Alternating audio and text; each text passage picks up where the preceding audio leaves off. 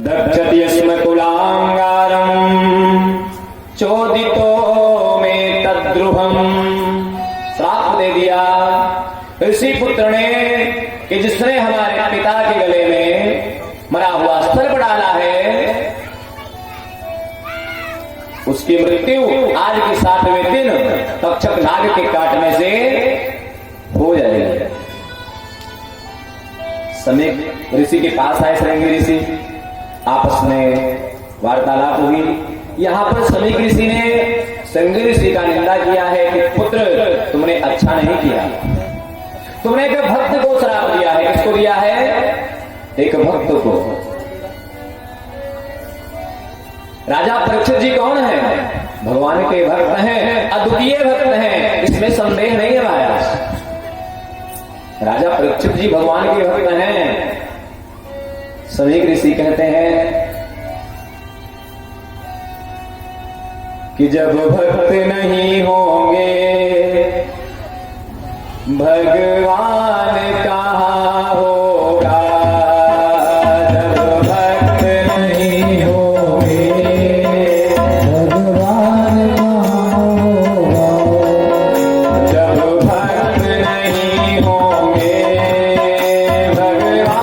कहाँ होगा। जब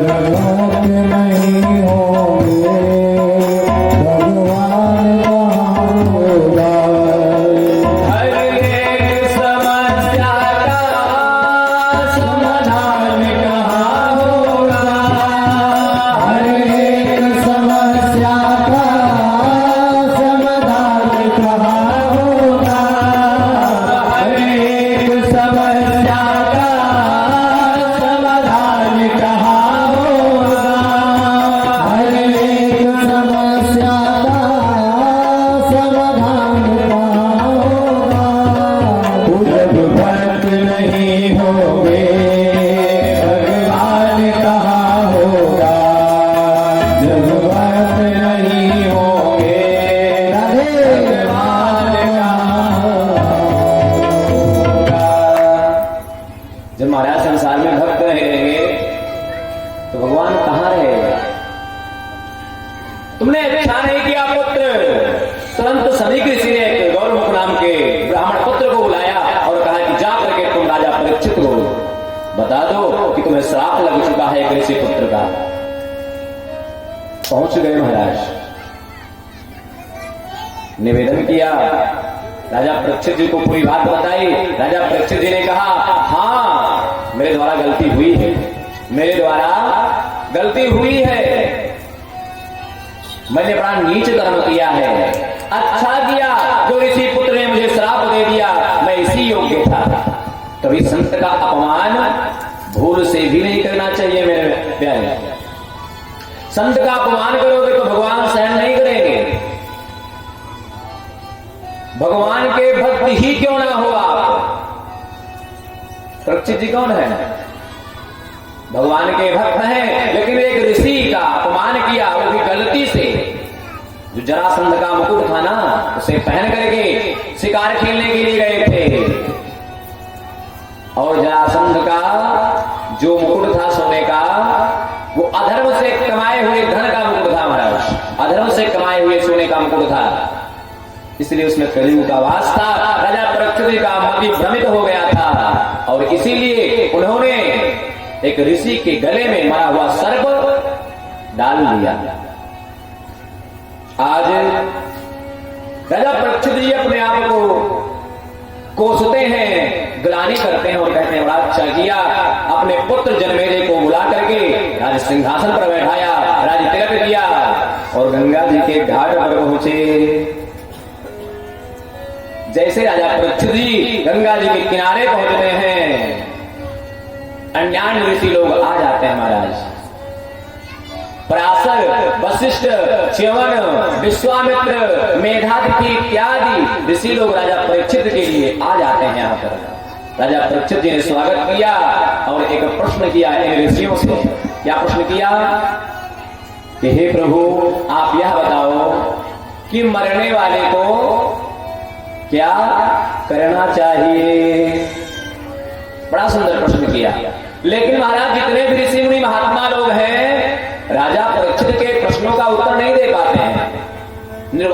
जाते हैं, चुप हो जाते हैं। राजा परीक्षित जी सोचते हैं कि क्या मेरे प्रश्नों का समाधान नहीं होगा आज। उसी समय जब राजा परीक्षित जी गंगा जी के किनारे बैठ करके कोसते हैं और कहते हैं कि दुष्टतमोपि दया रहितोपि कृष्णस्तवास्मि न चास्मि परस्या। हे कृष्ण, मैं दुष्ट हूं, दया से रहित हूं, हे मेरे प्रभु मैं आपका हूं। क्या कहा कि मैं आपका हूं, और भगवान का संकल्प है कि जो कहता है कि हे प्रभु मैं आपके पास हूं, आपके शरण में हूं, भगवान उसको अपने हृदय से लगा लेते हैं, उसके कष्टों का अंत कर देते हैं। मेरे प्यारे, आज जब राजा परीक्षित ने अपने आप को कोसा और भगवान श्री कृष्ण का पुनः शरण लिया, उसी समय सुखदेव जी आने लगे। सुखदेव जी आ गए। सुखदेव जी निर्वस्त्र हैं, आगे पीछे बच्चे घूम रहे हैं और कह रहे नंगा बाबा आ गया, नंगा बाबा आ गया। ऐसे सुखदेव जी आ रहे हैं, बड़े बड़े केस हैं घुंघराले। सुखदेव जी का जैसे आगमन हुआ, जितने भी ऋषि मुनि महात्मा वहां पर बैठे थे ना महाराज, सब लोग अपने आप खड़े हो गए। अरे सुखदेव जी की तो बात छोड़ो, सुखदेव जी के पिता अन्य ऋषि महात्माओं की तो बात छोड़ो, सुखदेव जी के पिताजी कौन है? वेद व्यास जी महाराज। वेद व्यास जी के पिताजी कौन है? पराशर जी। और पराशर जी के पिताजी कौन है? नारायणं पद्मभं वसिष्ठं शक्तिं च तत्पुत्र पराशरं च व्यासं सुखं गौड़पदं महन्तम्। पराशर के पिता शक्ति, शक्ति के पिता वशिष्ठ।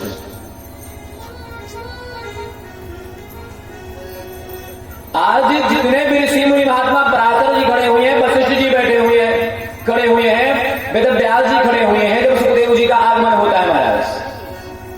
कहने का अभिप्राय है कि व्यक्ति उम्र में बड़ा नहीं होता है। किसमें? उम्र में बड़ा नहीं होता। कोई पद में बड़ा होता है, कोई पद में बड़ा होता है, कोई उम्र में बड़ा होता है, कोई धन में बड़ा होता है, लेकिन ये सब बड़े नहीं होते महाराज। तब बड़ा कौन होता है? कि धन वृद्धा बल वृद्धा आयु वृद्धा तथैव च ते सर्वे ज्ञान वृद्धाश्च किंकरा शिष्य किंकरा। आयु वृद्धा, कोई आयु में बड़ा होता है, धन वृद्धा, कोई धन में बड़ा होता है, कोई पद में बड़ा होता है, लेकिन ये लोग बड़े नहीं होते। फिर बड़ा कौन होता है? ते सर्वेति ज्ञान वृद्धाश्च, जो ज्ञान में बड़ा हो, जो विद्वान हो, वही पूजनीय होता है महाराज। आज सुखदेव जी का स्वागत करने के लिए सभी ऋषि मुनि महात्मा लोग खड़े हो जाते हैं। स्वागत किया। जैसे सुखदेव जी का आगमन हुआ, राजा परीक्षित जी ने प्रणाम किया और सुखदेव जी को जैसे प्रणाम किया, प्रश्न कर दिया। क्या प्रश्न किया? यतः प्रक्षामि संसिद्धिं योगिनां परमं गुरुं पुरुषस्य यत् कार्यं म्रियमाणस्य सर्वथा। हे प्रभु, आप यह बताइए कि मरने वाले व्यक्ति को क्या करना चाहिए? सुखदेव जी ने कहा, राजन वैयाने सते प्रश्न कृतम लोकहितम नृप। कहा, हे राजन, तुमने बड़ा सुंदर प्रश्न किया है। प्रश्न क्या है कि मरने वाले को क्या करना चाहिए? सुखदेव जी कहते हैं, हे राजा परीक्षित, तुमने बड़ा सुंदर प्रश्न किया है। कृतम लोक हितम नृप, तुम्हारा जो प्रश्न है संसार के कल्याण के लिए है। केवल तुम्हारा ये प्रश्न नहीं है, ये पूरे संसार के लोगों का प्रश्न है कि मरने वाले को क्या करना चाहिए। सुखदेव जी ने पहला उत्तर दिया कि हे राजन, ये जो शरीर है ना मनुष्य का, यह दुर्लभ है। क्या है? दुर्लभ। हम नहीं कह रहे महाराज, हमारे सदग्रंथ कहते हैं, हमारे पुराण कहते हैं कि जो मनुष्य का शरीर है यह दुर्लभ है। बड़े भाग्य मानुष तन पावा, दुर्लभ है। अच्छा, मनुष्य का ही शरीर दुर्लभ क्यों है?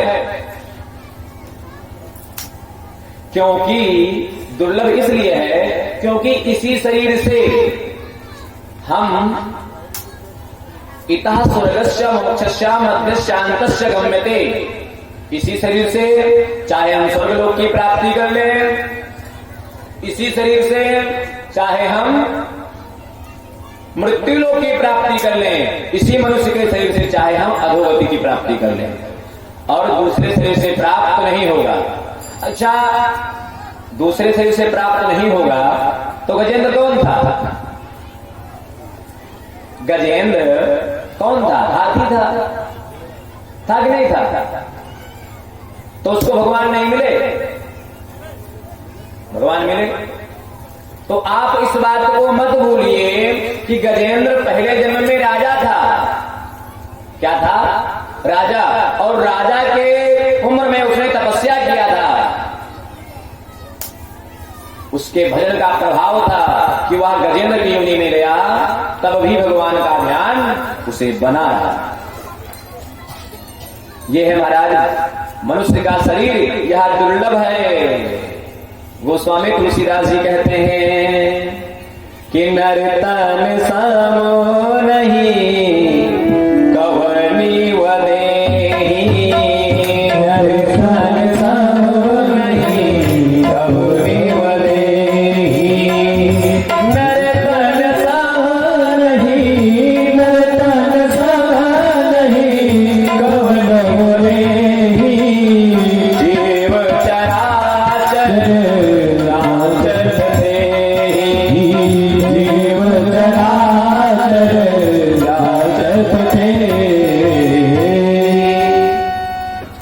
जीव चराचर किस शरीर को मांगते हैं? मनुष्य के शरीर को।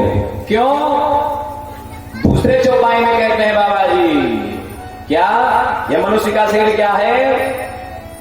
नरक स्वर्ग यप वर्ग नसेनी, नरक स्वर्ग यप वर्ग नसेनी, नरक स्वर्ग यप वर्ग नसेनी, नरक स्वर्ग यप, नरक स्वर्ग यप वर्ग नसेनी, ज्ञान विराग भगति शोभ देनी, ज्ञान विराग भक्ति शोभ देनी।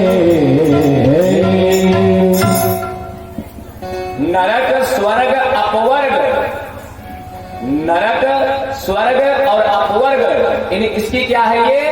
नसेनी। नसेनी किसको कहते हैं? सीढ़ी को।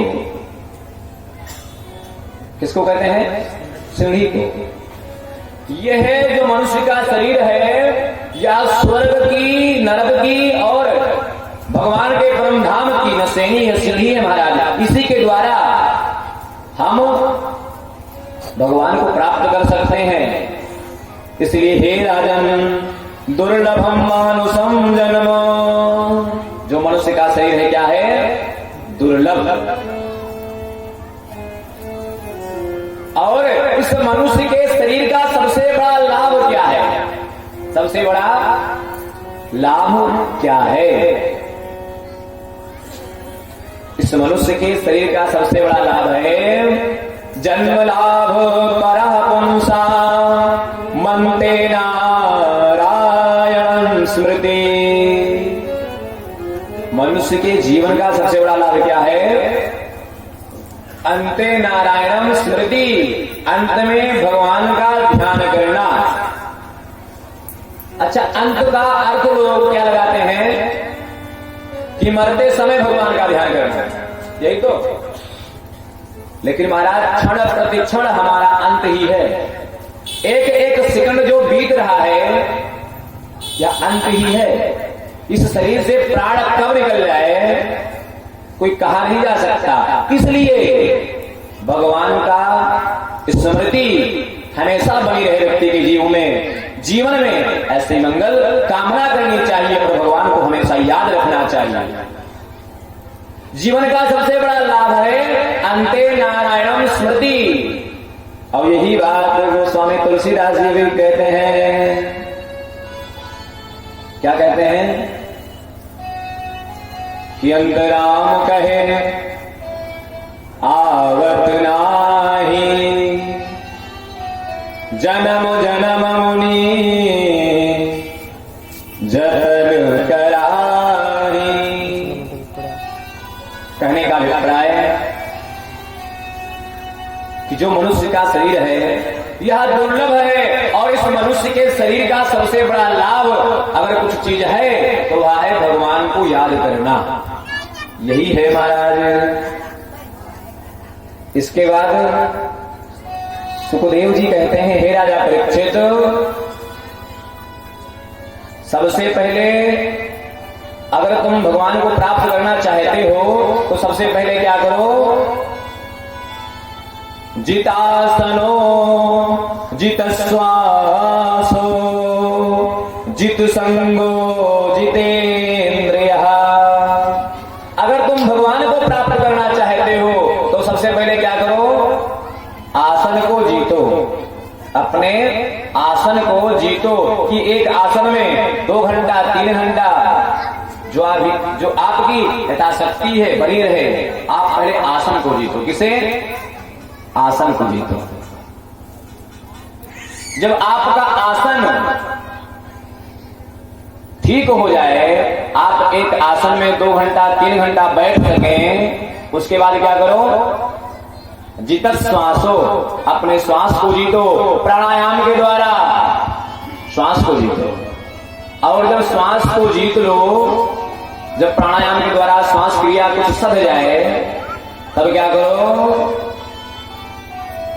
जिता संगो, अपने संग को जीतो। किसे? संग को। पहले आसन को जीतो, आसन को जीतने के बाद में श्वास को जीतो और श्वास को जीतने के बाद में किसे जीतो, संग को। क्योंकि संग की बड़ी अहम भूमिका होती है हमारे जीवन में। संग की बड़ी अहम भूमिका होती है हमारे जीवन में महाराज। अच्छा, संग की अहम भूमिका क्यों होती है? हमारे संत भगवान भी कहते हैं कि जैसा करो संग वैसा चढ़े रंग। कहते हैं कि नहीं कहते हैं? और गोस्वामी तुलसीदास जी ने भी कहा है, क्या कहा है, कि गगन चढ़ही रज पवन प्रसंगा। गगन चढ़ही रज पवन प्रसंगा। गगन चढ़ही रज पवन प्रसंगा। गगन चढ़ही रज, गगन चढ़ही रज पवन प्रसंगा।